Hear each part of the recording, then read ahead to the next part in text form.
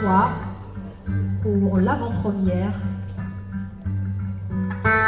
de l'homme. Vous savez, comme je dis dans mon allocution, l'objectif de CBC Worldwide, c'est de raconter des histoires africaines inspirantes.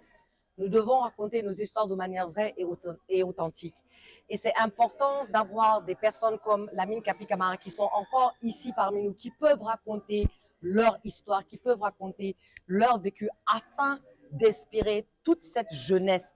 Pour dire, vous savez, moi, des fois, ça me rend triste quand j'entends les jeunes parler des repères ou de leurs inspirations d'autres continents, alors que sur le continent africain, alors qu'en Guinée même, on a des modèles d'inspiration, on a des héros, mais nous devons les valoriser. Et donc notre objectif, c'est de valoriser nos héros, c'est de valoriser ceux qui ont tellement contribué à ce pays et qui continuent à le faire jusqu'au jour d'aujourd'hui.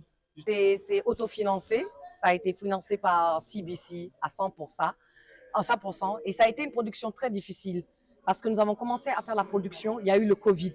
Tonton Capi est tombé malade, donc on était obligé d'arrêter la prod. On pensait même qu'il allait mourir parce qu'il était vraiment tombé gravement malade.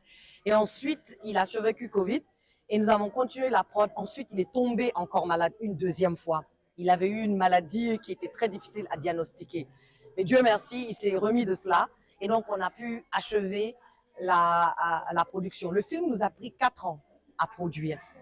4 ans à produire. Ça n'a pas été facile, mais on n'a pas voulu baisser les bras parce que pour moi, c'était important de raconter cette histoire et surtout, je voulais le faire quand il était encore vivant.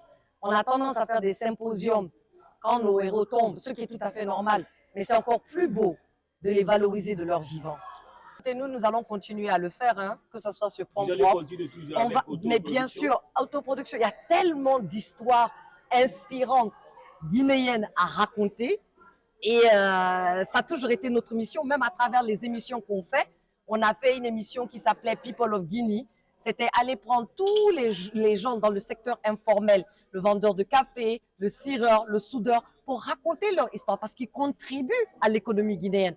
Top 10, c'était la valorisation des artistes guinéens avant tout. Le mannequin, c'était la valorisation de l'industrie de la mode en Guinée et sur le continent. Donc nous allons continuer à raconter ces histoires. Vous n'avez pas besoin d'aide au niveau des institutions, l'État. Mais écoute, bien sûr, la production demande de l'argent. On va toujours à la recherche des sponsors. Il y en a qui nous accompagnent, il y en a qui ne nous accompagnent pas. Mais on le fait, on se débrouille, on le fait parce que c'est notre mission, c'est de raconter nos histoires pour nous d'abord et pour le reste du monde.